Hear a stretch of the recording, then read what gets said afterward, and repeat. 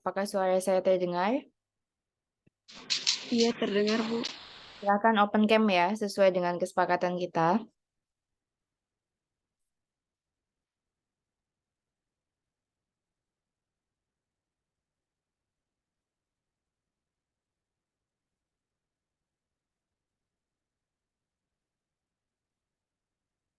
Oke, Assalamualaikum warahmatullahi wabarakatuh. Waalaikumsalam warahmatullahi wabarakatuh. Baik, pada pagi ini saya akan menyampaikan mengenai materi ketiga ya. Ini adalah materi minggu ketiga terkait dengan hukum Islam. Kita akan membahas mengenai ruang lingkup, ciri, dan tujuan hukum Islam. Nah, kalau sebelumnya kita sudah membahas mengenai hukum Islam dalam lingkup yang general. Nah, sekarang kita akan melihat ruang lingkup secara spesifik, ciri dan tujuan hukum Islam dikorelasikan dengan hukum positif atau hukum yang berlaku di Indonesia. Selanjutnya, nah, ruang lingkup hukum Islam nih kalau kita bicara ruang lingkup tentunya teman-teman semua di semester 1 juga sudah mempelajari mengenai pengantar ilmu hukum. Jadi di pengantar ilmu hukum ini teman-teman juga akan belajar mengenai ruang lingkup hukum yang ada di Indonesia.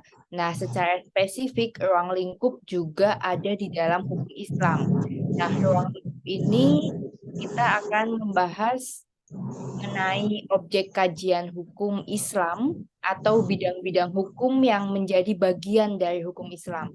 Jadi kita akan lihat bagian hukum Islam ini apa saja sih. Nah, hukum Islam ini mungkin di silent ya, Mas Bobi ya, suaranya agak banyak angin. Nah, di mute. Nah, sehingga hukum Islam ini meliputi syariat dan fikih. Nah, sebelumnya kita juga sudah membahas di mata kuliah sebelumnya mengenai syariat dan fikih gitu ya.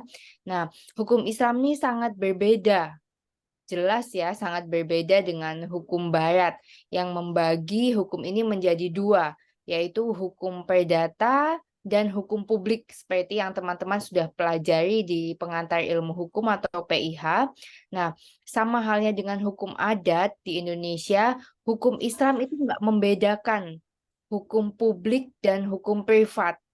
Nah, karena pembagian bidang hukum Islam ini lebih dititik beratkan pada aktivitas manusia dalam melakukan hubungan.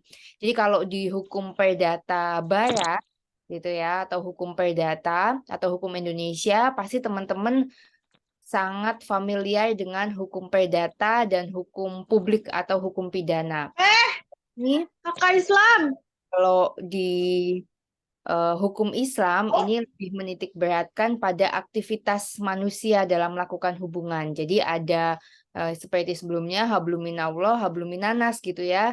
Jadi hukumnya ini ada hukum vertikal dan horizontal. Kalau horizontal tentu manusia dengan pencipta atau dengan Allah gitu ya, dengan Tuhan. Sedangkan secara vertikal itu adalah hablum minanasnya, yaitu hubungan antara manusia dengan manusia. Oke, next slide.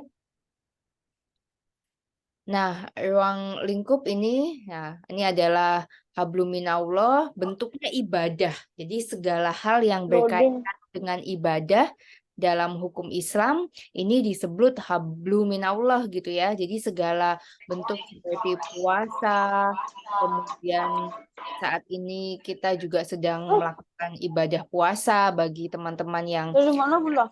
Islam gitu ya. Tolong di mute ya. Sehingga kemudian Ini tadi lupa. goblok ibadah. Nah, kalau hablum minallah ini adalah hubungan manusia dengan hablum minanas ini adalah hubungan manusia dengan sesamanya, yaitu bentuknya muamalah. Muamalah itu bisa jual beli, bisa interaksi setiap harinya. Nah, ini teman-teman ada juga yang sedang di kampus gitu ya, tentunya berinteraksi dengan teman-temannya di kampus. Ini adalah hablum minanas atau muamalah gitu ya, berbeda dengan ibadah. Ini Mas Bobi di kampus ya? Iya, Bu. Oh, ada mata kuliah yang offline kah? Ada Bu. Mata kuliah apa, Mas? Ini apa ya? Hukum. Ntar Bu, cek dulu Bu. Wah, sampai lupa lo mata kuliahnya apa. Apa nih? Dagang. Oh, hukum dagang ya? Siapa dosennya? Bu Mugi, Bu Mugi. Oh, Bu Mugi. Oke. Oke ya, mudah-mudahan nanti kita juga bisa segera bertemu di kampus ya. Untuk offline saya agak gemes juga nih. Udah online tapi juga 8.30 masih belum stay di kelas gitu. Ah, luar biasa teman-teman ini. Mudah-mudahan puasa nih nggak mengurangi semangat ya. Justru puasa nih harus menambah semangat gitu. Oke, saya lanjutkan. Ibadah ini juga mencangkup hubungan antara manusia dan Tuhannya. Nah, sedangkan muamalah tentunya kaitannya sangat luas hubungan manusia dengan sesamanya. Dalam konteks ini, muamalah ini ada berbagai bidang ya. Nanti kita bahas satu-satu. Ada munakahat, ada wiratsah, ada muamalah dalam arti khusus, kemudian ada jinayat dan ukubat, kemudian al-ahkam as-sultaniyah atau hifalah, ada siar dan ada mukasamat. Nah, nanti kita akan baca nih apa aja nih yang dimaksud dengan hubungan muamalah manusia dengan manusia terkait dengan 9 poin ini. Oke, selanjutnya. Nah, ini kalau kita lihat hukum publik Islam ini lebih banyak ya karena hukum publik Islam ini ada berbagai macam, ada jinayah. Jinayah ini adalah memuat aturan-aturan mengenai perbuatan yang diancam dengan hukuman, baik dalam jarimah hudud atau pidana berat maupun dengan jarimah taksir atau pidana ringan. Jadi kalau teman-teman pengen tahu negara mana sih yang menerapkan hukum Islam gitu ya, ya salah satunya tentunya ada Arab Saudi gitu ya. Jadi teman-teman bisa melihat, oh kalau di sana masih ada hukuman matinya itu diperlihatkan gitu ya. Nah ini agak berbeda dengan di Indonesia tentunya. Nah nanti teman-teman bisa juga melakukan studi komparatif atau perbandingan hukum, teman-teman bisa mencari di Google maupun membaca literatur buku, juga melihat di YouTube gitu ya, bagaimana hukum Islam atau hukum pidana, baik pidana jarimah hudud maupun jarimah taksir ini kemudian diterapkan di negara-negara yang menganut hukum Islam. Nah, nanti teman-teman bisa bandingkan dengan di Indonesia. Lalu kemudian akan muncul lagi, Bu, kenapa di Indonesia itu majority atau mayoritasnya beragama Islam atau Muslim tetapi tidak diterapkan hukum Islam. Nah, tentunya ini teman-teman pasti udah sering dengar ya, ada berbagai organisasi pemberontak yang kemudian ingin menerapkan hukum Islam menjadi hukum positif yang ada di Indonesia. Nah, alasannya tentu karena memang cita hukum kita adalah Pancasila, kita mengakui keberagaman, walaupun Islam sebagai majority atau mayoritas, tetapi memang hukum yang diperlakukan bukan hukum Islam, karena memang sesuai dengan Pancasila, begitu ya. Kemudian kita juga mengakui 6 agama, termasuk Konghucu di dalamnya.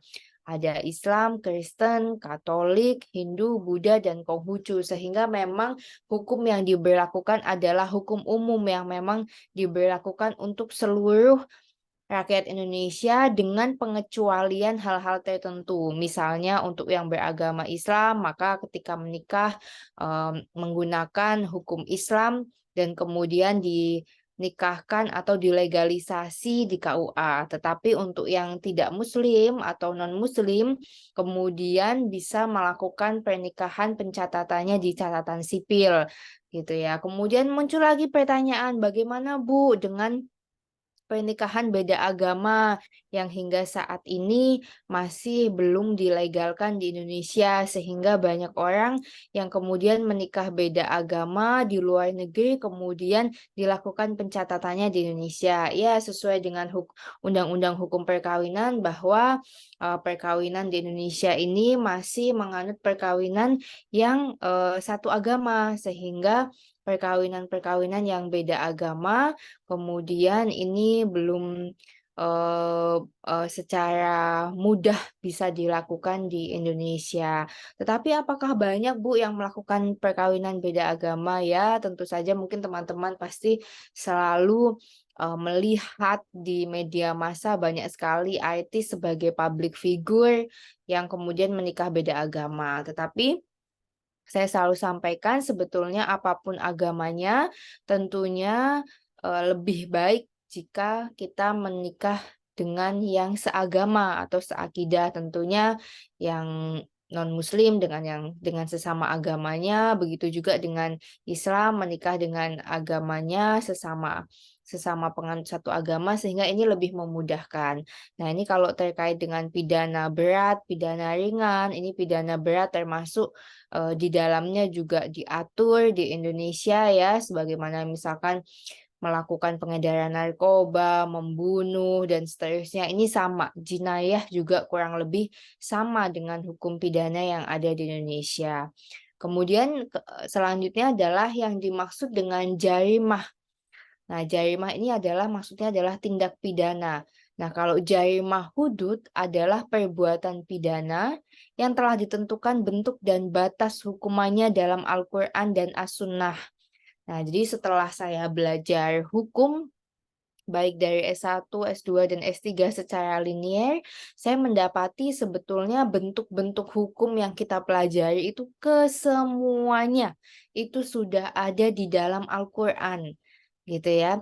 Baik itu hukum pidana, hukum muamalah itu tadi sendiri, itu sebetulnya sudah diatur sedemikian baiknya, sedemikian bagusnya di dalam Al-Quran. Tetapi memang karena Al-Quran ini terbatas pada 6.666 ayat dan 114 surah atau surat, sehingga memang banyak tidak diatur secara mendetail, tetapi diatur kemudian di dalam hadis dan kitab-kitab lainnya. Nah, sama juga dengan hukum yang ada di Indonesia. Biasanya KUHP atau Kitab Undang-Undang Hukum Pidana ataupun KUHP atau hukum lain, ini biasanya tidak secara detail tetapi kemudian didetailkan di dalam baik itu peraturan perundang-undangan, perundang-undangan di bawahnya, apakah itu bentuknya peraturan pemerintah, SEMA, dan seterusnya. Ini menjadi aturan yang lebih detail daripada buku induk asalnya.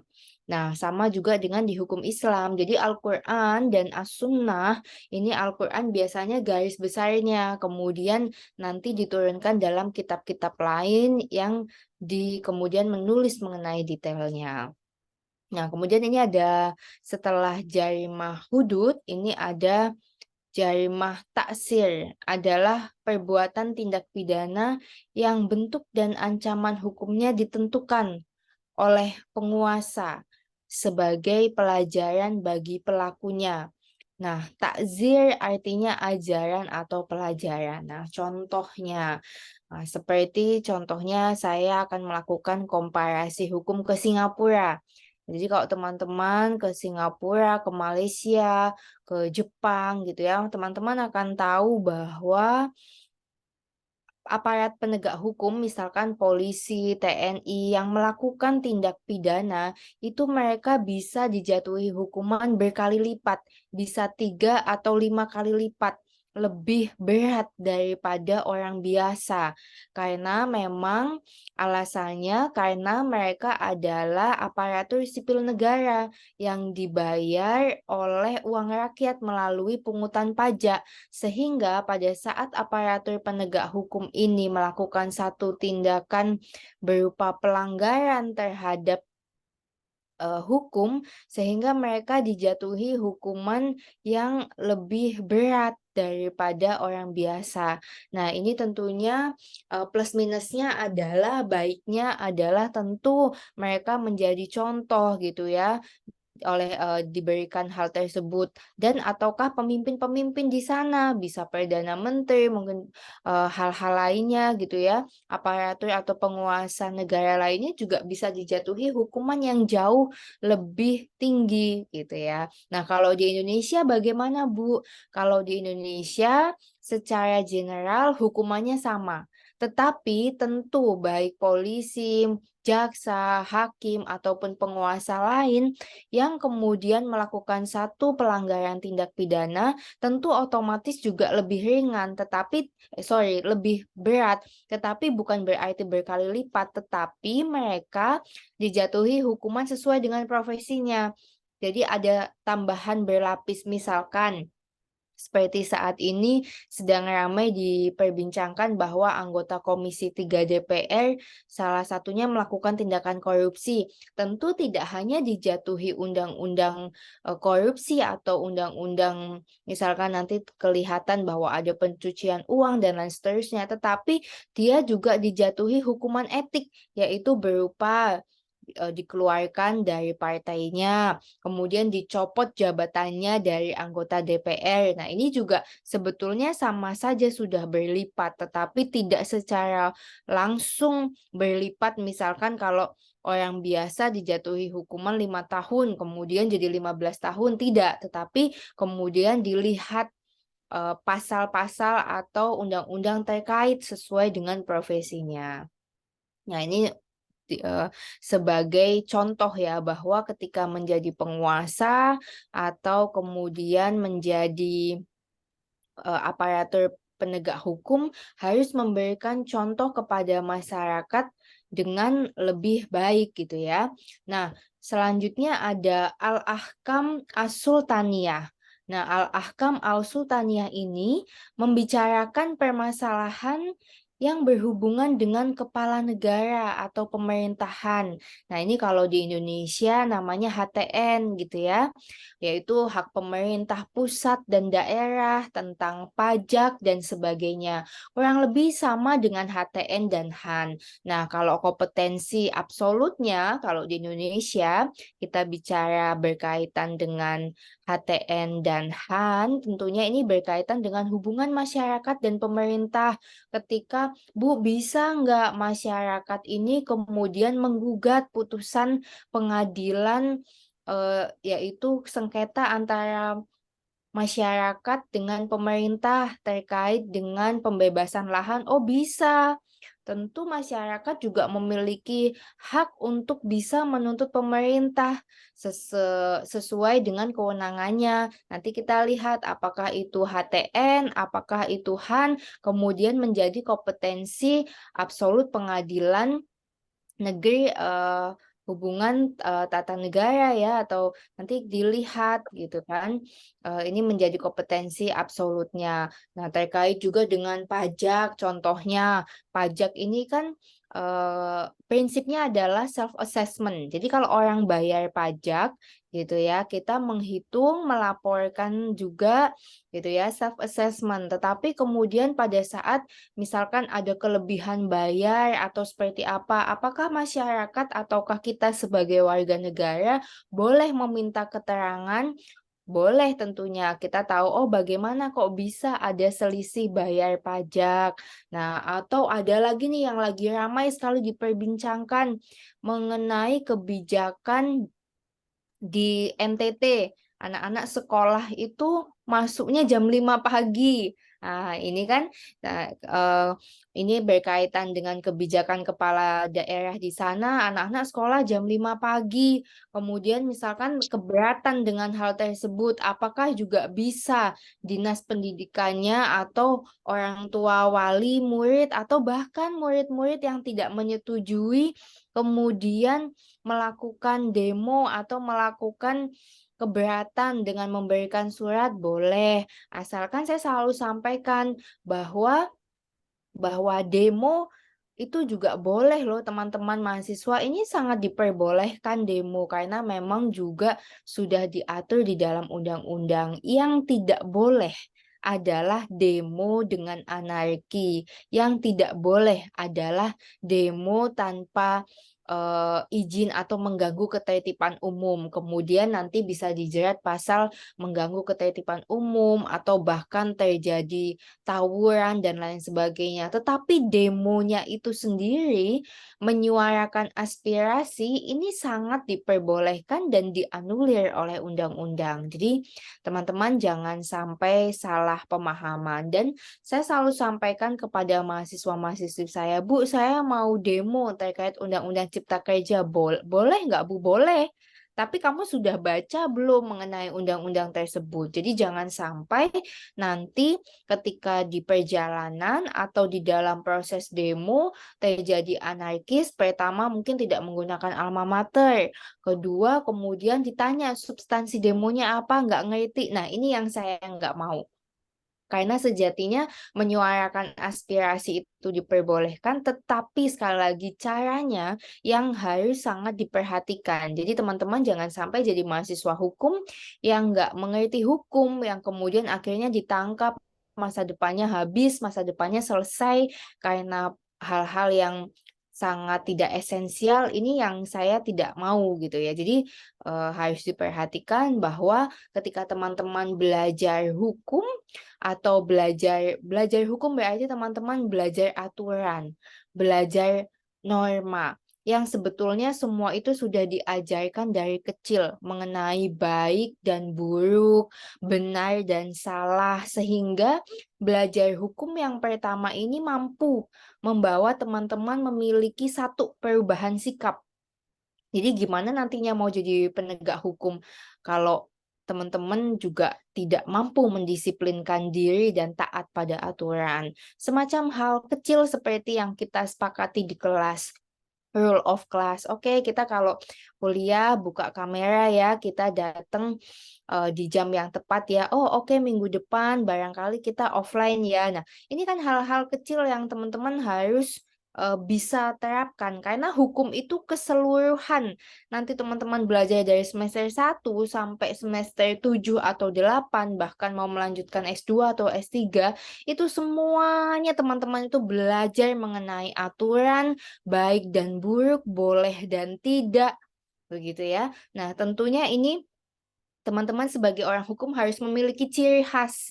Nah, ciri khas orang hukum ini adalah mereka on time, mereka juga taat aturan, karena nanti kalau teman-teman mau jadi aparat penegak hukum, berarti ada di dalamnya jaksa, hakim, polisi, gitu ya. Kemudian disebutkan juga di dalam undang-undang bahwa advokat adalah penegak hukum. Barangkali teman-teman ada juga yang pengen jadi pengacara. Nah, jangan salah, pengacara ini juga berdasarkan undang-undang mereka adalah penegak hukum. Jadi tentunya teman-teman harus belajar mengenai bagaimana memiliki ciri khas sebagai mahasiswa hukum.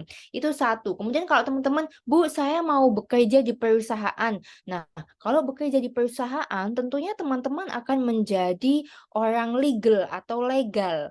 Nah, itu divisi hukum. Nah, orang-orang divisi hukum ini orang-orang yang bukan kaku atau menakutkan atau strength, tetapi mereka memiliki ciri khas.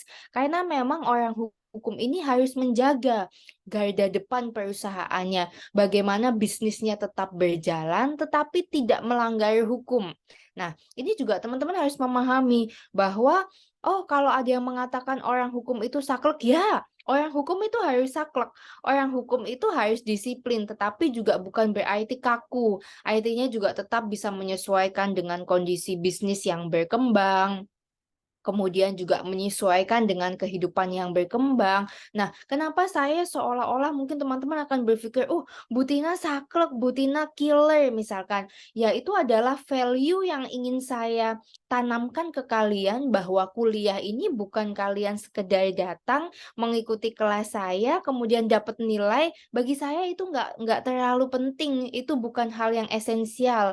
Itu adalah kewajiban yang kalian datang kuliah pasti akan dapat nilai, ikut UTS ngerjain tugas pasti akan dapat nilai. Tetapi bukan itu, adalah value atau nilai yang ingin saya tanamkan justru karena kalian adalah mahasiswa-mahasiswa hukum, kalian terbiasa dengan kedisiplinan, kalian terbiasa dengan mentaati aturan, maka ke depan kalian akan jadi apapun, kalian adalah orang-orang hukum yang punya ciri khas gitu. Yaitu ciri khasnya adalah taat kepada aturan gitu ya. Kemudian tetap di dalamnya juga tetap asik, bisa berinteraksi gitu ya. Tapi kalau ada anggapan orang hukum itu kaku dan saklek, it's okay, nggak masalah karena memang orang hukum itu hadir dan ada dimanapun instansinya memang untuk menegakkan aturan gitu ya. Jadi ini yang ingin saya sampaikan kepada teman-teman. Kalau bagi saya cuma ngasih nilai A, B itu it's very easier dan nggak masalah bagi saya, tapi saya bertanggung jawab atas setiap nilai yang saya keluarkan. Bahkan ketika ada mahasiswa-mahasiswa yang komplain sama saya, Bu, saya hadir, saya mengerjakan tugas, tetapi kenapa saya misal nilainya seperti ini, saya akan buka semua file, kenapa, misalkan, oh ternyata ada tugas yang terlewat, sudah saya ingatkan, oh ternyata saya sudah selalu mengingatkan untuk kuliah tepat waktu. Nah, hal-hal semacam itu tentunya menjadi perhatian ya bagi teman-teman karena value yang ingin saya sampaikan. Apalagi teman-teman ini masih mumpung masih muda-muda gitu ya, mumpung masih di semester 4 juga gitu. Jadi mudah-mudahan teman-teman lebih semangat ke depan karena memang sebetulnya hukum ada untuk ditaati gitu ya. Oke, selanjutnya. Nah, ini kita bicara tadi sudah sampai hukum publik gitu ya. Nah, ada lagi mengenai siar dan muhasamat. Nah, kalau siar ini mengatur urusan perang dan damai. Jadi kalau teman-teman lihat nih di dunia internasional gitu ya, sampai saat ini masih terjadi perang antar negara. Bahkan terakhir ini perang Rusia. Nah, sehingga menggegerkan publik di Indonesia, perang Rusia ini menimbulkan kegalauan, yaitu Indomie naik karena karena pertanian gandum ini paling banyak ada di sana gitu ya. Kemudian Indomie naik dan seterusnya. Nah, sama di dalam Islam justru terlebih dahulu sudah mengatur mengenai urusan perang dan damai. Jadi kalau ada yang bertanya, Bu, kayaknya kok selalu dikisahkan di dalam hukum Islam bahwa Rasulullah atau nabi-nabi itu berperang. Apakah hobi banget perang gitu ya? Nah, enggak, sebetulnya bukan hobi perang, tetapi memang kalau kita melihat histori atau sejarah ke belakang bahwa memang pada saat agama Islam itu mulai disebarkan, ini banyak sekali yang kemudian menimbulkan pro dan kontra, sehingga juga menyebabkan adanya perang. Jadi perangnya orang Islam ini sebenarnya hanya untuk mempertahankan diri dan nyawa, gitu ya. Sama seperti contoh di dalam hukum positif kita. Bu, kalau kita dicopet, kemudian copet itu memberikan atau menunjukkan senjata tajam. Apakah kemudian boleh melawan, tetapi kemudian pada saat melawan tanpa sengaja kita melukai atau bahkan menghilangkan nyawanya. Nah, itu seperti apa di dalam hukum? Sepanjang kemudian di dalam pembuktian kita bisa membuktikan bahwa hal yang kita lakukan itu adalah untuk mempertahankan diri. Nah, ini tentunya ada pengecualian-pengecualian di dalam undang-undang.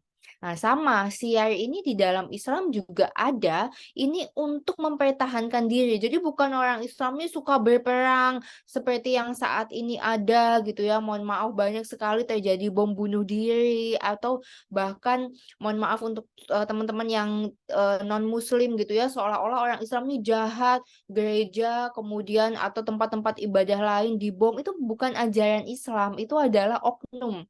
Islam itu sangat menyukai kehidupan kehidupan yang bertoleransi. Makanya ada ayat yang mengatakan untukku agamaku dan untukmu agamamu. Jadi sebetulnya Islam sangat menghargai toleransi, bahkan Islam itu menyampaikan bahwa kalau kita bertetangga dengan orang yang bukan muslim pun atau non-muslim, kita harus berkasih sayang. Karena Islam ini adalah agama yang rahmatan lil alamin. Kita berkasih sayang kepada mereka. Hanya memang ada batasan-batasan tertentu saja, tetapi selebihnya kita tetap berkasih sayang, melakukan hubungan muamalah atau melakukan hubungan yang baik gitu ya. Jadi kalau ada bom buku, bom bunuh diri, kemudian mengatakan itu sebagai jihad, saya selalu sampaikan itu adalah oknum atau ajaran yang tidak diajarkan di dalam Islam yang sesungguhnya. Karena sekali lagi Islam itu agama yang menyukai kasih sayang atau yang berkasih sayang atau rahmatan, menjadi rahmat atau menjadi berkah, berkat bagi semua.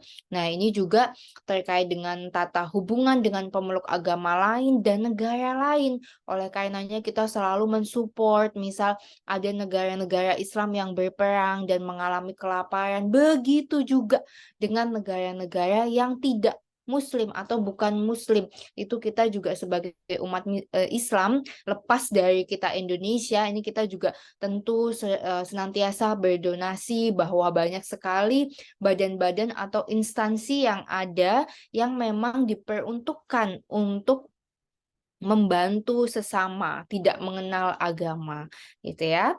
Kemudian ada selanjutnya adalah mukasamat. Ini mengatur soal peradilan, kehakiman, dan hukum acara. Kurang lebih ini sama dengan hukum positif kita yang berkaitan dengan peradilan hukum pidana dan perdata tuh beda. Kalau pidana pembuktiannya ini terbuka kecuali untuk hal-hal yang sifatnya berkaitan dengan seksualitas atau misalkan ada pencabulan, ada pemerkosaan, mohon maaf itu pada saat pembuktian sidangnya tertutup karena memang di dalamnya ada yang tidak boleh diketahui oleh publik karena sifatnya seksualitas, sifatnya ada anak-anak misalkan. Nah, jadi kalau perang pidana itu kita pada saat pembuktian benar-benar menghadirkan saksi ahli, menghadirkan saksi, menghadirkan semua hal yang berkaitan dengan satu tindak pidana dan dibuktikan. Berbeda dengan perdata. Perdata ini bahasa gampangnya seperti peradilan diam. Kenapa peradilan diam atau peradilan bisu? Karena yang berbicara adalah dokumen. Jadi kalau kita berperang perdata, itu kita membuktikan. Kalau misalkan ada sengketa perdata antara saya dan Mbak Mutiara misalkan. Nah, itu saya harus membuktikan misalkan ada terkait dengan sengketa lahan. Saya membuktikan bahwa saya sebagai pemilik lahan ini memiliki legalitas yang jauh lebih kuat. Ternyata dilihat ada SHM-nya, saya memiliki surat hak milik atau asli. Tetapi Mbak Mutiara punya juga, tapi bentuknya fotokopian. Maka mana yang lebih kuat? Tentu nanti punya saya yang lebih kuat karena saya memiliki legalitas yang asli. Nah, jadi itu bedanya. Kalau di dalam hukum publik atau hukum pidana pada saat pembuktiannya ini benar-benar dihadirkan, berbicara, menceritakan semua kronologisnya gitu ya. Nah, kalau mungkin teman-teman ingat pada saat sekarang ini saya bersyukur sekali karena teman-teman bisa pantau TV One ya. Di TV One itu banyak sekali persidangan-persidangan perkara pidana yang siarkan langsung dari pengadilannya. Contoh pada saat kasus Sambo. Jadi teman-teman bisa lihat, kalau persidangan pidana ini seperti ini ya. Posisi jaksa, polisi hakim ada di mana, kemudian hakim ketua seperti apa, terdakwa dihadirkan seperti apa, gitu ya. Kemudian ada tangkisan, jawaban, dan seterusnya itu disampaikan seperti apa, teman-teman jadi punya gambaran. Sedangkan kalau dalam hukum acara perdata, dia lebih banyak dalam tanda kutip berperang dokumen. Jadi siapa yang memiliki dokumen yang lebih banyak dan lebih kuat, maka dialah yang menang. Nah, jadi kurang lebih mukasamat ini dalam hukum Islam ini seperti itu, mengatur mengenai peradilannya, tata caranya, kehakimannya, hukum acaranya itu seperti apa. Ini kurang lebih sama dengan mukasamat di dalam hukum Islam. Oke, mungkin sampai sini ada pertanyaan sebelum saya lanjutkan. Ada pertanyaan, mahasiswa-mahasiswi? Cukup jelas, Ibu. Cukup jelas ya, oke. Dan saya lanjutkan.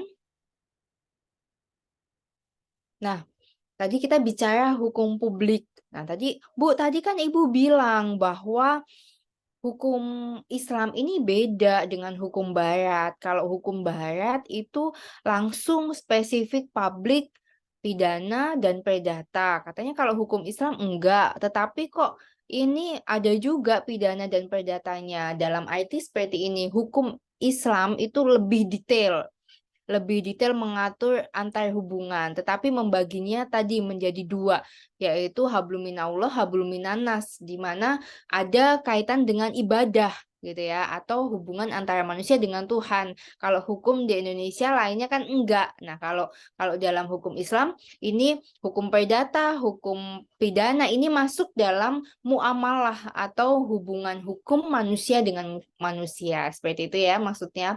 Nah, di dalam hukum perdata Islam nih banyak nih. Kalau teman-teman lihat ya di Indonesia nih banyak sekali, nanti kita akan korelasikan dengan contoh-contohnya. Nah, misalkan ini hukum perdata Islam, ini kaitannya dengan munakahat. Ini mengatur mengenai sesuatu yang hubungannya dengan perkawinan dan perceraian. Nah, jadi kalau Mbak Suci nanti ditanya sama tetangga atau apa, kenapa kalau orang Islam ini menikah itu di KUA dan kalau bercerai itu di pengadilan agama.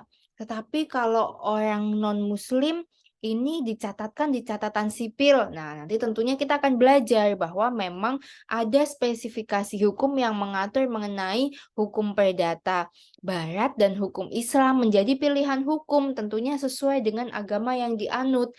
Begitu ya. Nah, ini munakahat ini berkaitan dengan perkawinan, perceraian, dan akibat hukumnya. Nah, berkaitan dengan perkawinan, teman-teman juga harus belajar ya mengenai perkawinan dari sekarang, karena suatu saat teman-teman tentunya pada usia tertentu dan pada kematangan tertentu, teman-teman tentu juga akan melakukan perkawinan. Nah, atau pernikahan. Kok bukan pernikahan, Bu? Karena memang undang-undangnya undang-undang perkawinan, bukan pernikahan. Jadi kalau teman-teman pasti nganggapnya kalau kawin tuh kayak hewan gitu ya, kawin. Tapi kalau pernikahan ini lebih lebih lebih nice, tapi sebetulnya undang-undangnya itu adalah Undang-Undang Perkawinan, Undang-Undang Nomor 1 Tahun 74 gitu ya. Nah, sehingga memang disebutkan perkawinan dan perceraian. Nah, di semuanya ini ada ilmunya mengenai perkawinan. Ini ada hak dan kewajiban suami dan istri yang harus diketahui. Hak dan kewajiban suami apa, hak dan kewajiban istri apa di dalam Islam itu sudah diatur. Jadi kalau ada orang yang mengatakan bahwa kewajiban istri ini adalah nyapu, ngepel, bersih-bersih rumah. Ini salah di dalam hukum Islam. Ini tidak diatur demikian bahwa kewajiban istri adalah melayani suami, kemudian menjadi pemimpin di dalam rumah tangganya. Loh, maksudnya apa, Bu? Perempuan ini atau ibu ini menjadi pemimpin di dalam rumah tangganya. Jadi maksudnya bahwa seorang ibu atau seorang istri itu memimpin atau mengurusi urusan rumah tangganya, tetapi bukan berarti ngepel, nyapu, tetapi tugasnya adalah melahirkan anak, menyusui, kemudian di dalamnya setelah dicontohkan juga oleh Rasulullah gitu ya, bahwa Rasulullah itu juga membantu istrinya dalam melakukan pekerjaan rumah, bahkan menyuapi istrinya pada saat mungkin istrinya sedang menyusui dan lain sebagainya. Jadi ini sebenarnya diatur di dalam hukum Islam. Nah, hak dan kewajiban istri itu juga biasanya tercantum di dalam buku pernikahan. Sayangnya kalau di dalam Islam ini edukasi mengenai hak dan kewajiban suami istri ini tidak diedukasi sebelum orang-orang menikah. Berbeda dengan di agama lain, ada beberapa yang bahkan sepengetahuan saya di agama Katolik itu seseorang yang mau menikah ini harus mengikuti sekolah pranikah sehingga mereka diberikan edukasi, mendapatkan sertifikat untuk kemudian layak menikah. Karena memang perkawinan di dalam agama Katolik ini menjadi perkawinan yang tidak bisa diceraikan atau tidak bisa bercerai dalam arti apa yang disatukan oleh Tuhan tidak bisa dipisahkan oleh manusia. Nah, Bu, tapi ada juga kok orang Katolik yang kemudian bercerai. Memang kemudian pada prosesnya bisa, tetapi di agama mereka sebetulnya tidak diperbolehkan adanya perceraian. Nah, ini jadi catatan bagi teman-teman yang Muslim. Nanti kalau mau menikah, teman-teman harus belajar, harus mencari, bisa searching buku, kemudian bisa juga melihat kajian-kajian sehingga menambah ilmu tentang apa itu perkawinan. Sehingga teman-teman pada saat menikah itu pada posisi emosional, mentality yang memang sudah siap. Karena menikah itu isinya adalah hak dan kewajiban. Teman-teman punya hak atas suami, teman-teman yang perempuan punya hak atas suami, tapi juga punya kewajiban. Itu sama ya dengan kita belajar hukum. Apa sih Bu inti dari belajar hukum? Inti dari belajar hukum adalah kita belajar hak dan kewajiban. Isinya cuman kita belajar hak. Hak kita apa sebagai warga negara, mendapatkan perlindungan, itu ya, kewajiban kita apa? Mentaati aturan, membayar pajak misalkan. Nah, semuanya dalam hidup ini tujuannya adalah kita belajar hak dan kewajiban. Oh, mahasiswa, Bu, hak saya apa? Mendapatkan pengajaran. Teman-teman berhak mendapatkan pengajaran dari saya. Kalau saya nggak ngajar, teman-teman berhak memprotes. Kenapa Bu Tina nggak ngajar? Kalau Bu Tina ngajarnya nggak benar, kenapa Bu Tina ngajarnya nggak benar?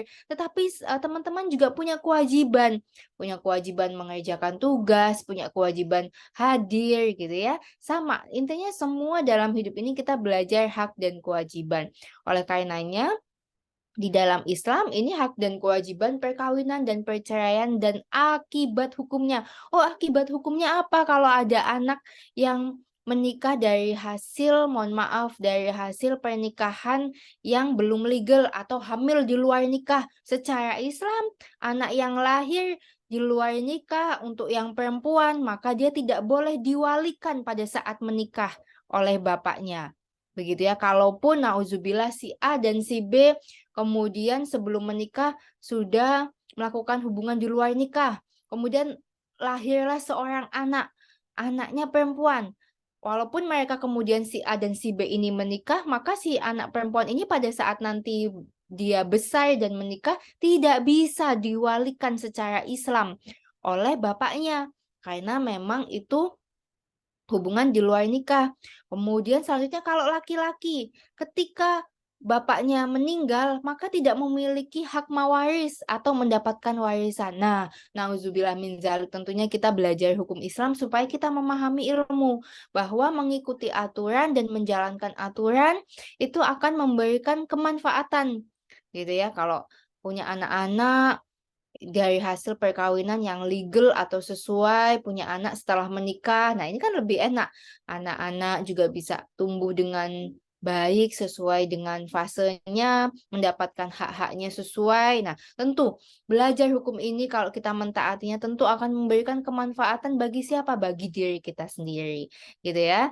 Jadi sama aja kayak teman-teman. Kalau teman-teman kuliah dengan semangat, mengerjakan segalanya dengan baik, manfaatnya teman-teman akan lulus tepat waktu, mendapatkan insya Allah mendapatkan pekerjaan yang baik, bisa bekerja dengan baik, cepat mendapatkan promosi di tempat kerjanya, cepat naik jabatan, mendapatkan kemanfaatan-kemanfaatan yang juga tentunya akan dirasakan oleh teman-teman sendiri. Tapi hidup selalu tentang pilihan. Kalau teman-teman bermalas ya, teman-teman juga akan mendapatkan yang akan merasakan impact-nya juga teman-teman sendiri gitu ya.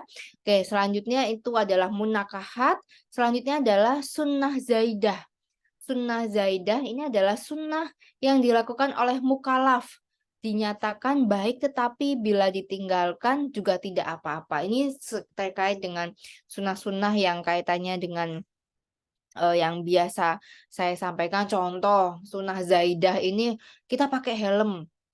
Nah, pakai helm ini adalah aturan gitu ya, dan itu wajib gitu ya. Kalau pakai helm itu wajib.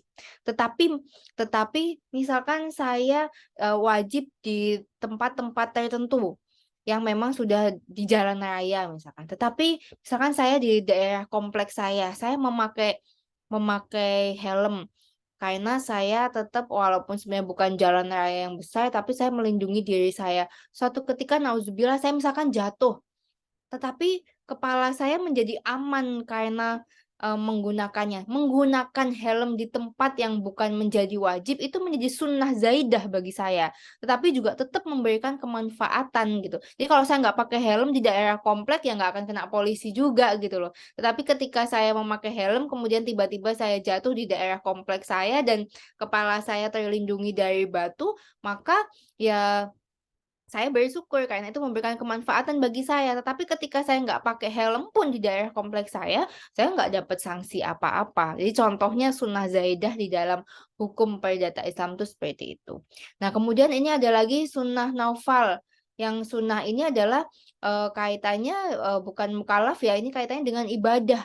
Ini adalah perbuatan yang dituntut sebagai tambahan perbuatan wajib karena itu akan mendatangkan manfaatnya bagi diri saya, yaitu contohnya sholat tahajud. Kenapa sholat tahajud ini tambahan yang diutamakan? Karena ada hadis yang sahih mengatakan bahwa doa yang paling diterima selain daripada sholat 5 waktu atau sholat wajib adalah pada saat kita berdoa di sepertiga malam yang paling akhir. Jadi kalau sepertiga malam yang paling akhir itu which is jam 3 pagi, jam 2, atau setengah 4 itu adalah waktu yang paling mustajab untuk berdoa. Karena di saat orang lain tertidur, di saat orang lain tertidur pulas gitu ya, kita atau mungkin ada sebagian orang-orang yang terpilih yang diberikan rahmat oleh Allah sehingga dimudahkan untuk bangun jam 3 pagi bermohon sambil belajar misalkan gitu ya. Nah ini adalah ibadah yang tambahannya ini dituntut sebagai tambahan bagi perbuatan wajib supaya kita memperoleh keistimewaan yang lebih. Nah ini kalau boleh saya cerita sedikit, saya merasakan betul ya kemanfaatan sholat tahajud. Jadi sholat tahajud ini benar-benar mempermudah kalau kita punya hajat atau punya keinginan gitu ya. Saya sudah terbiasa nih kalau masih mahasiswa gitu kan menjadi anak kos, harus survive hidup, jam 3, setengah 3 tuh sudah harus bangun gitu ya. Karena saya dulu harus sambil bekerja juga, meskipun saya kuliah full, kuliah reguler sama seperti teman-teman, tetapi saya punya side job yang banyak, saya jadi guru les, saya dapat dana dari pemerintah waktu itu untuk bisa dari perusahaan dapat CSI. Jadi saya sempat punya kantin di Fakultas Hukum tempat saya kuliah. Kemudian saya juga kalau pulang kuliah tuh survive harus punya les-les, punya anak-anak yang saya les private sehingga datang ke rumah-rumah mereka kurang lebih 1 hari itu 4 anak gitu ya. Kemudian saya juga ikut lomba-lomba seperti lomba debat dari tingkat Jabodetabek sampai menang di Nasional Mahkamah Konstitusi. Nah itu saya biasa mengawali hari saya dengan bangun setengah 3 atau jam 3 dan itu mempermudah kehidupan gitu. Jadi teman-teman nih mudah-mudahan juga bisa jadi teman-teman yang punya daya juang gitu, yang tangguh. Kalau teman-teman sekarang masih bisa kuliah dibiayai oleh orang tua, itu adalah keistimewaan atau privilege yang teman-teman harus syukuri. Karena itu dulu tidak dirasakan oleh orang-orang rantau seperti saya yang benar-benar harus survive, yang jangankan mikirin menunggu kiriman dari kampung ya, tapi kita bagaimana datang ke Jakarta dengan semangat yang tinggi untuk merubah nasib gitu. Jadi teman-teman nih harus semangat nih teman-teman nih. Apalagi kalau yang masih usia-usia belia ya, yang masih belum bekerja, masih full kuliah, teman-teman harus bersyukur kalau teman-teman bisa tidur di tempat yang nyaman, bisa bangun tidur langsung makan gitu ya. Teman-teman harus sangat bersyukur. Jadi kalau dulu eh, teman-teman yang lain itu baca buku 2 atau 3 untuk satu mata kuliah, saya bisa baca 5 sampai 10 buku untuk satu mata kuliah supaya benar-benar mampu memahami apa yang disampaikan gitu. Jadi teman-teman intinya teman-teman harus bersyukur dan harus berdaya juang tinggi gitu ya. Meskipun sekarang tuh fasilitas segalanya ada dan mudah, tetapi daya juang teman-teman ini nggak boleh rendah. Jadi justru teman-teman yang sekarang yang hidup dengan fasilitas tuh harus hidup dengan lebih mantap, harus hidup dengan lebih semangat gitu ya. Kenapa saya mohon maaf ya, kenapa saya kok kayaknya cerewet banget gitu ya? Karena ini teman-teman kelas bukan kelas karyawan gitu ya, sehingga saya memberikan perhatian yang lebih supaya teman-teman tuh benar-benar punya semangat dan daya juang yang tinggi gitu. Karena tadi saya sampaikan kalau cuma mau dapat nilai dari saya gampang, datang ikut kuliah, ikut UTS, kerjakan tugas pasti dapat. Tetapi bukan hanya itu value yang ingin saya sampaikan. Jadi teman-teman nih seneng tergugah lagi nih, semangatnya timbul lagi nih Kak kalau habis kuliah dari saya gitu ya. Gitu. Jadi teman-teman harus semangat gitu. Oke, selanjutnya. Nah, ini tadi kita bicara mengenai sunnah tambahan ya, yang manfaatnya untuk diri sendiri. Nah, kita akan bicara juga berkaitan dengan wiratsat. Ini mengatur tentang waris, ahli waris, harta peninggalan, serta pembagian waris. Yang dalam hukum Islam ini disebut juga sebagai hukum faraid. Jadi Islam juga mengatur mengenai jadi jangan suka bilang gini, ini warisan ya. Warisan tuh berarti kalau orangnya sudah meninggal, namanya menjadi warisan. Jadi kalau bapak, ibu, atau ada kakek, nenek gitu ya, yang kemudian meninggal memberikan warisan, ini adalah harta waris. Tetapi ingat bahwa warisan itu nggak hanya berupa harta, tetapi hutang juga diwariskan.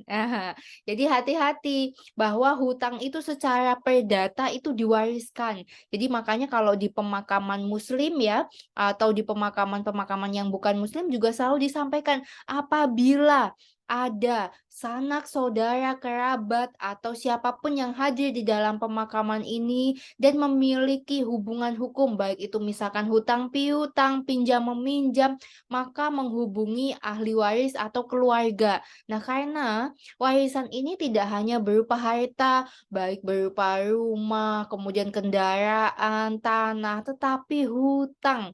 Hutang juga diwariskan. Oleh karenanya, selain kita berhati-hati ketika punya orang tua yang mohon maaf sudah lanjut, misalkan orang tua ini memberikan akta waris, ini lebih mudah ya, memberikan akta waris ini lebih sangat mudah ketika orang tua meninggal, sehingga pembagian warisnya ini menjadi gampang. Jadi tidak berantem anak dengan anak karena urusan waris. Tetapi juga kita perlu menanyakan apakah bapak atau ibu memiliki hutang. Karena hutang ini kemudian juga diwariskan kepada ahli waris gitu ya. Oleh karenanya kita harus benar-benar memperhatikan mengenai waris ini sendiri gitu ya. Untuk Islam tentunya ada waris Islam, untuk yang lain juga ada waris barat, ada waris adat, nanti tergantung menjadi pilihan hukum bagi teman-teman semua pada saat mengalami atau kemudian ada yang bertanya terkait dengan pembagian waris ini seperti apa. Oke, itu terkait dengan wiratsat atau waris. Selanjutnya adalah muamalah. Nah, untuk muamalah ini adalah dalam arti mengatur masalah kebendaan. Nah, ini mengatur juga mengenai jual beli, sewa menyewa, pinjam meminjam, perserikatan, kontrak, dan sebagainya. Jadi Islam juga mengatur seperti kalau sewa menyewa itu seperti apa perjanjiannya, bahkan antara kalau dalam bahasa dulu itu ada budak yang dimerdekakan gitu ya, atau ada kita punya asisten rumah tangga. Kalau kalau perjanjian itu tertulis seperti apa, kalau tidak tertulis juga berarti berupa kesepakatan seperti apa, misalkan datang jam berapa, pulang jam berapa, atau kalau untuk yang asisten rumah tangga menginap ini hak dan kewajibannya seperti apa. Ini adalah muamalah yang kesemuanya itu diatur di dalam Islam. Jadi sedemikian Islam itu sudah mengatur hubungan. Kemudian kalau kita melihat di negara kita juga tentu di semua agama juga mengatur mengenai hukum-hukum seperti ini dan juga secara general diatur di dalam negara gitu ya. Oke, selanjutnya. Nah, ini adalah ciri karakter hukum Islam. Nah, hukum Islam ini memiliki ciri yang pertama adalah takamul atau lengkap, sempurna, bulat pada aneka pandangan hidup. Jadi kalau kita berislam dengan baik atau teman-teman yang bukan muslim pun mempercayai atau mempelajari agamanya dengan baik, sebenarnya setiap agama ini tentunya memiliki peraturan yang menjadi point of view atau pandangan hidup yang sempurna, yang bulat, yang kemudian secara general manusia dengan manusia diatur juga di dalam hukum positif atau hukum yang berlaku di Indonesia. Nah, hukum Islam ini tentu sifatnya menjadi satu kesatuan yang bulat walaupun berbeda-beda. Maksudnya apa, Bu, berbeda-beda? Jadi kalau teman-teman lihat Islam itu kemudian ada Muhammadiyah, NU dan bla gitu ya, dan bla bla bla dan banyak lagi. Tetapi tentu sebetulnya kalau kita memahami bahwa perbedaan itu menjadi satu hal yang hakiki atau pasti, perbedaan itu pasti. Laki-laki dan perempuan memangnya sama, beda. Laki-laki dan perempuan itu beda, dilahirkan dengan berbeda. Laki-laki itu lebih logis, perempuan itu lebih mengedepankan rasa. Betul atau salah? Betul, karena itu secara natural memang dibuat seperti itu oleh Allah. Itu karenanya di dalam hukum Islam tadi mengatur mengenai perkawinan, oleh karenanya talak itu diberikan kepada laki-laki. Karena laki-laki ini kalau sudah memberikan talak maka jatuh talaknya. Tapi kalau talak diberikan pada perempuan bahaya, setiap berantem cerai aja, terus menjatuhkan talak. Nah, oleh karena diberikan kepada laki-laki karena laki-laki dianggap bisa atau mampu lebih bijak gitu ya, tidak emosional seperti perempuan. Jadi nggak usah marah kalau dibilang perempuan itu lebih emosional, karena memang sebetulnya secara natural atau secara mature, secara naturally itu sudah diatur dan dibuat demikian.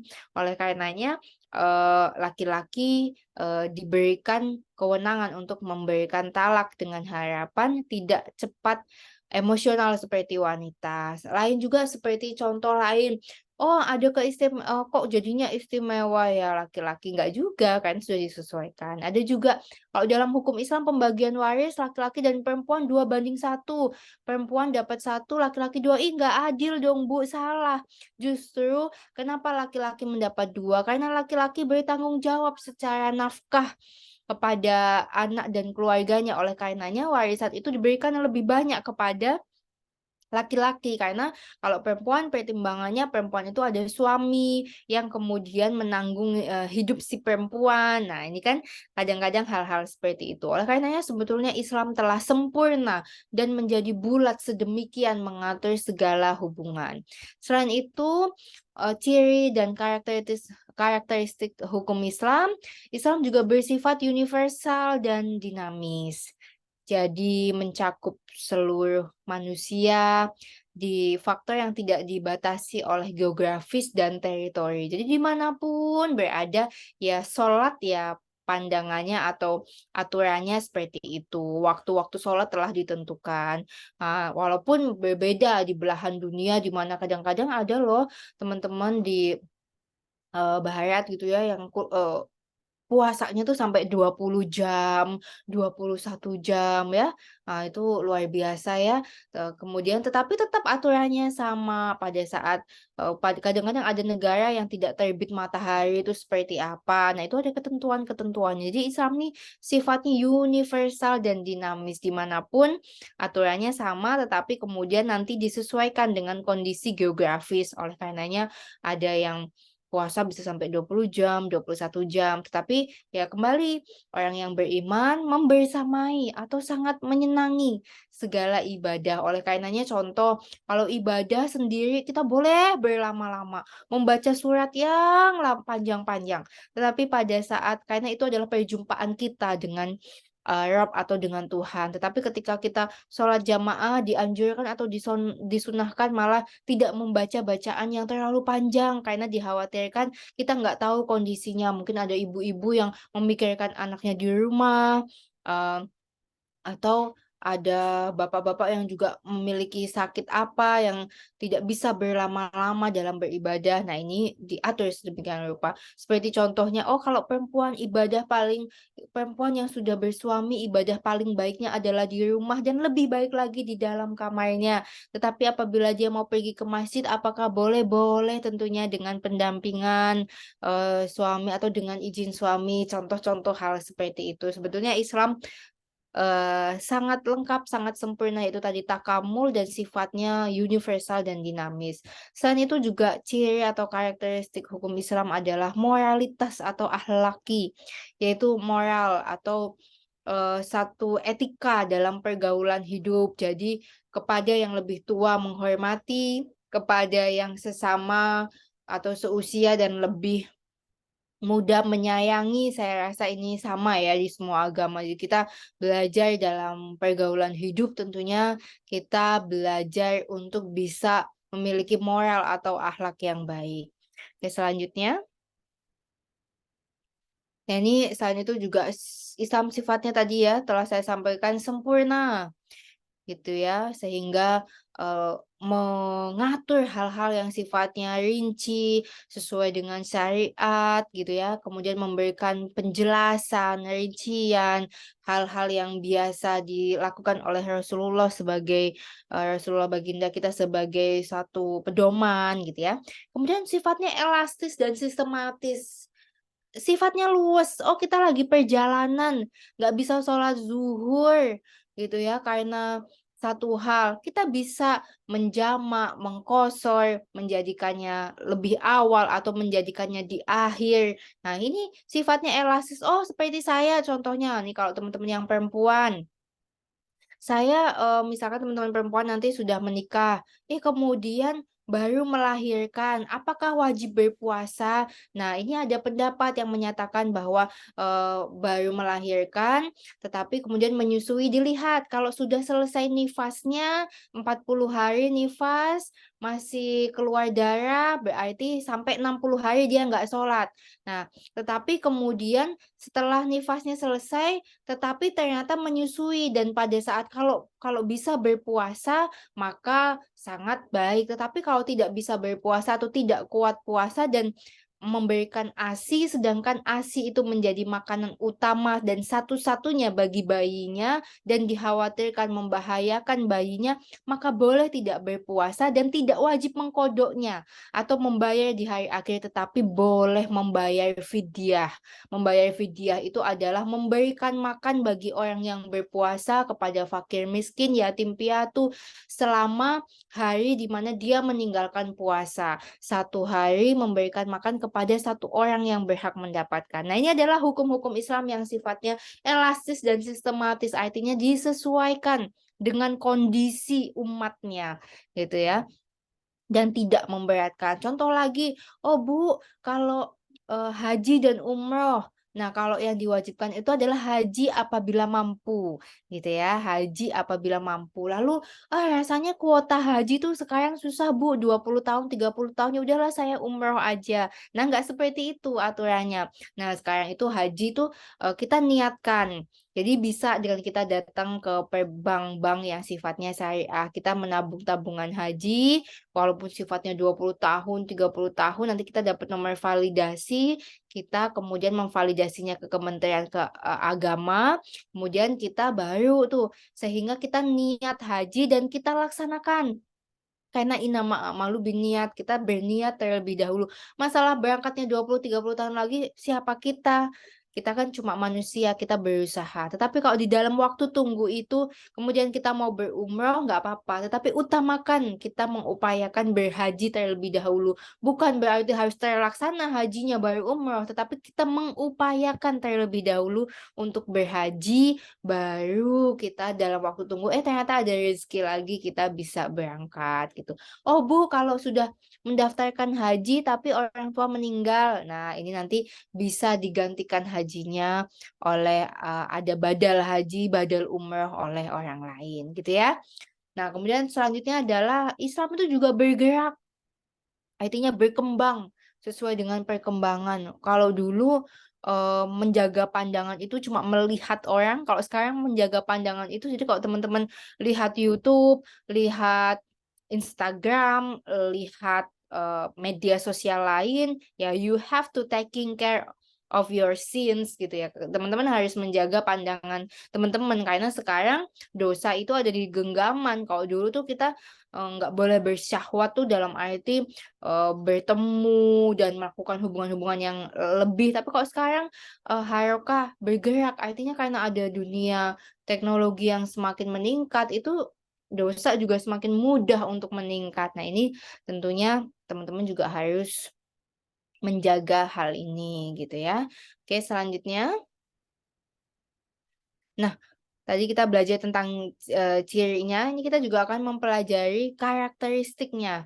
Nah, dalam mempelajari hukum Islam, kita harus tahu maksud dan tujuan. Jadi kita harus belajar bahwa maksud dan tujuan dari semua aturan hukum itu adalah untuk kebaikan diri kita.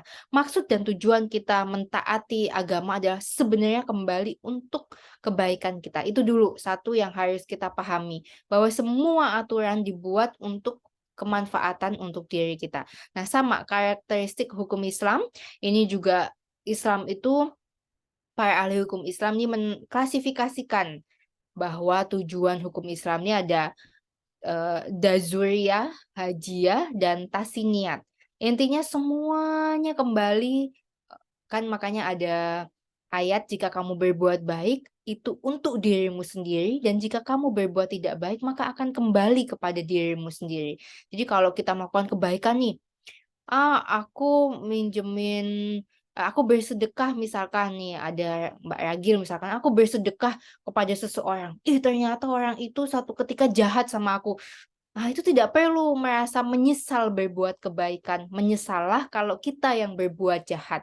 Jadi kalau kita sudah hablum minallah, kita melakukan sesuatu segalanya untuk ibadah, segalanya untuk Allah, maka kita tidak akan pernah menyesal ketika kita berbuat kebaikan. Jadi menyesallah kalau kita berbuat keburukan. Kalau di kampus nih saling bertengkar, gosip-gosip, ya nggak apa-apa digosipin, alhamdulillah. Karena bukan kita yang gosipin, ya nggak apa-apa disakitin orang. Karena alhamdulillah bukan kita yang menyakiti. Jadi sebenarnya Islam itu mengajarkan karakteristik segala yang baik untuk diri kita dan segala yang buruk untuk diri kita juga. Jadi kalau makanya ada kata-kata atau ada hadis sahih, kalau mendoakan orang lain yang jahat itu keburukan, maka akan kembali kepada kita. Jadi hati-hati ya, tidak akan diterima doa yang buruk. Awas lu ya, nanti tahu ada karma katanya gitu. Nah, kita Islam tuh tidak mengenal karma ya, teman-teman semua. Islam tuh hanya mengenal hukum sebab akibat. Kalau kita berbuat baik, insya Allah kita juga akan mendapatkan hal yang baik. Kalau kita berbuat keburukan, maka keburukan itu juga akan kembali kepada kita. Jadi seperti itu. Jadi nggak ada tuh karma-karma. Wih, si ini selingkuh, udah nikah juga belum selingkuh gitu ya. Nah ini kadang-kadang teman-teman juga harus lebih memahami ya dan berhati-hati tentang hal-hal seperti itu. Ada lagi, kita tadi berbicara tentang zaruriyah atau kebutuhan pokok. Ini adalah kebutuhan-kebutuhan yang tidak terjamin akan terjadi kekacauan dan ketidaktertiban di mana-mana, bahwa hidup berdampingan dengan resiko gitu ya. Ini diatur juga di dalam Islam bahwa kekacauan, ketidaktertiban itu akan ada di mana-mana. Oleh karenanya kita yang harus menata diri kita supaya hal-hal tersebut, karakteristik hukum Islam, tentu kita memahami bahwa dalam berislam dan dalam belajar hukum Islam kita memahami bahwa keseluruhan dari hidup ini adalah ujian. Oh Bu, kalau kemiskinan itu ujian, berarti kekayaan itu bukan ujian yang Bu, salah. Kesemuanya sama-sama ujian. Tergantung kita mampu nggak. Kalau kekayaan itu mampu membuat kita menjadi orang yang dermawan, menjadi orang yang baik, maka kekayaan itu akan menjadi berkah bagi kita. Tetapi kalau kekayaan itu juga membuat kita menjadi orang yang sombong, tinggi hati, maka itu juga ujian. Jadi kemiskinan juga belum tentu menjadi ujian ketika dengan kemiskinan itu justru kita memiliki hati yang taat dan patuh kepada Tuhan atau Rabb kita, maka kemiskinan itu bisa menjadi berkah. Kan gitu ya. Maka kalau menjadi suami, mudah-mudahan bisa kaya. Tapi kalau tidak bisa kaya, minimal memberikan kasih sayang yang baik kepada istrinya. Nah, jadi sebenarnya semua dalam hidup itu adalah ujian. Jadi kalau teman-teman nanti beranjak dewasa, bertambah usia, kok kayaknya gue diuji mulu. Karena semua fase dalam hidup itu ujian. Usia yang kita pakai juga bisa jadi ujian kalau kita nggak menggunakannya dengan baik gitu ya. Jadi ini adalah jaruriyah. Hukum Islam sudah mengatakan bahwa kekacauan dan ketidaktertiban itu akan terjadi dimanapun. Oke, selanjutnya. Ini ada hajiyah, ini adalah kebutuhan sekunder dalam pandangan Satibi. Ini adalah dibutuhkan dari sisi kemampuannya mendatangkan kelapangan dan menghilangkan kesempitannya. Nah, ini bisa membawa pada kesukaran dan kesusah payahan diiringi dengan luputnya tujuan atau sasaran. Ya, hidup ini suatu ketika kita dihantui dengan ketakutan akan kekurangan, ketakutan akan kehilangan. Gimana nanti kalau Bapak Ibu gue meninggal ya, gimana kalau nanti aku kekurangan ya, aduh gimana nih belum ditransfer uang bulanan, gimana kalau besok nggak bisa makan. Nah, hidup kita akan selalu diberikan sedikit kekhawatiran, tetapi juga kita tentu harus menyadari bahwa banyak kelapangan yang akan datang. Dan kalau kita harus meyakini bahwa kalau tanaman disiram dengan air aqua belum tentu subur, tapi kalau tanaman diberikan kotoran, pupuk, kotoran hewan, justru dia akan menjadi subur. Jadi kalau teman-teman sekarang yang nanti beranjak dewasa tuh nggak mudah ya ternyata jadi dewasa, banyak masalah dan seterusnya. Teman-teman harus menyadari bahwa secara karakteristik hukum Islam, karena memang kita akan naik kelas terus dan tentu akan menghadapi ujian-ujian yang jauh lebih sulit.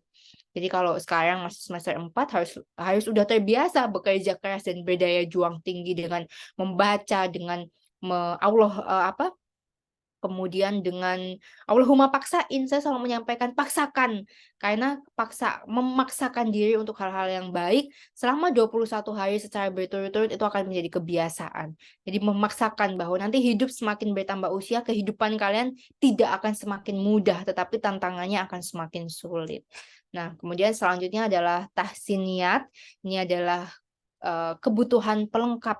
Nah, ini tujuannya adalah perundang-undangan Islam, di mana banyak perbaikan dalam kehidupan sosial dan mengurus aturan yang lebih baik. Ini sama dengan hukum positif yang dalam arti setiap harinya berevolusi mencari undang-undang yang paling tepat. Kalau dulu tentang pinjaman online itu tidak diatur oleh OJK, bagaimana kemudian OJK mengatur juga mengenai undang-undang pinjaman online gitu ya. Oh, pinjaman online yang mana nih yang boleh dipinjam karena ini legal atau sudah melalui tes di OJK dan seterusnya. Nah, itu nanti dilihat.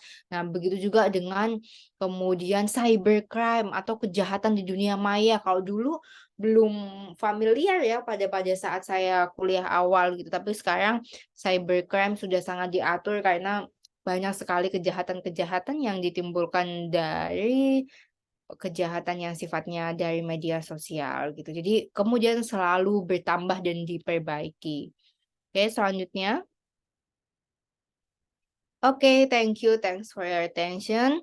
Terakhir, masalah tidak akan menjadi rumit jika kita bisa menyikapinya dengan baik dan kelapangan hati. Jadi sebenarnya nggak ada masalah yang rumit kalau kita tahu ilmunya gitu ya. Karena kenapa orang ada yang stres, kenapa orang ada yang bingung, karena kita nggak tahu ilmunya.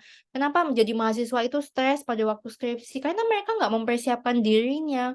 Karena mereka berleha-leha dan bermalas pada masa-masa semester awal dan harus membayar kekacauan di semester akhir. Nah, itu ya. Jadi, semua ada ilmunya. Ketika teman-teman berdaya juang tinggi, bersungguh-sungguh mengetahui ilmunya, maka tidak ada yang sulit.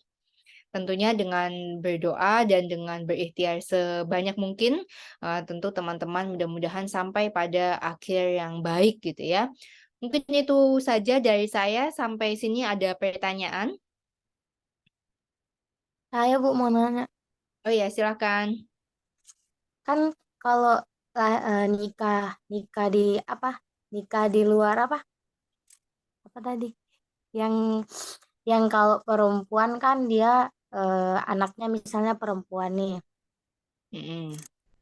Oh, eh, anak di luar nikah.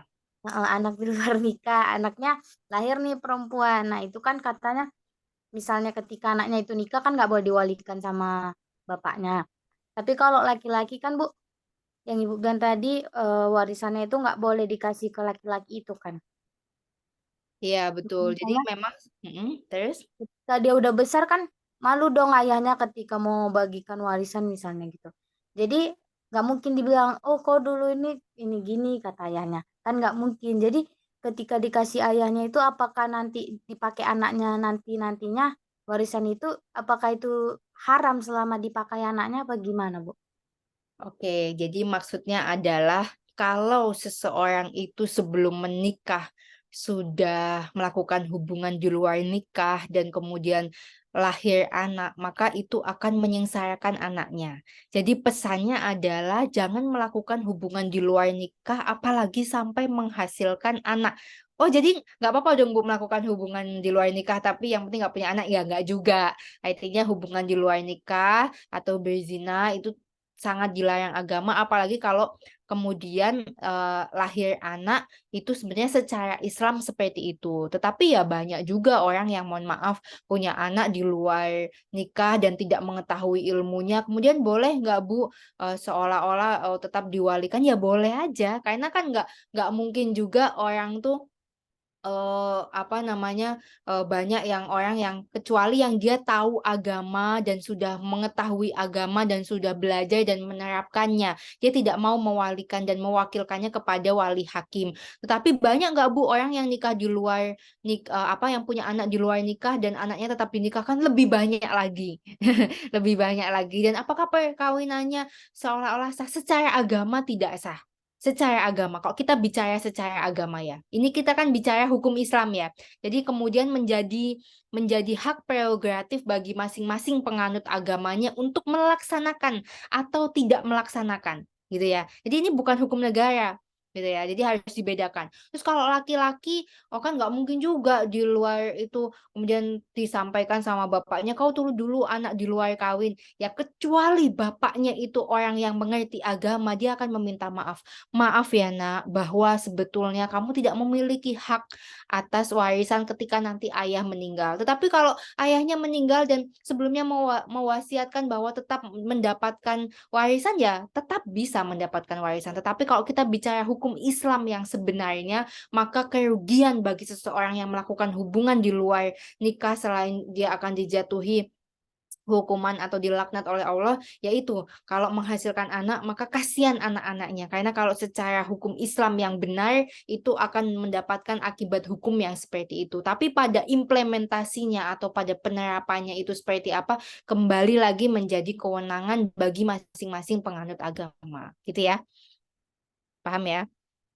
Itu karena kita bicara tentang hukum Islam, tetapi bagaimana menerapkannya itu kembali lagi menjadi masing-masing. Kalau yang ada kan ya pasti malu lah. Biasanya jarang mengatakan bahwa dulu bapak sama ibu seperti ini, gitu. Kecuali orang yang sudah mengetahui agama dan belajar agama dengan baik, maka ketika anak perempuannya misalkan saya pernah menemui ini gitu ya, dia akan mengatakan mohon maaf karena ini bukan untuk dicontoh sehingga bapak nggak bisa menikahkan kamu. dan harus diwakilkan ke wali hakim bertanya anaknya kenapa. Nah, kejadiannya seperti ini, tapi ini tidak untuk dicontoh. Misalkan seperti itu ya, tapi ini memang saya pernah menemui. Jadi intinya teman-teman berhati-hati, apalagi sekarang ya dunia di saat teman-teman usia seperti ini mulai suka dengan lawan jenis, mulai pacaran dan seterusnya. Pokoknya intinya jangan di luar batas, lakukan yang hal baik karena hal baik untuk dirimu sendiri, gitu ya. Ada lagi mungkin? Tidak ada, kalau tidak ada silahkan open cam ya untuk bukti perkuliahan hari ini. Silakan semuanya open cam.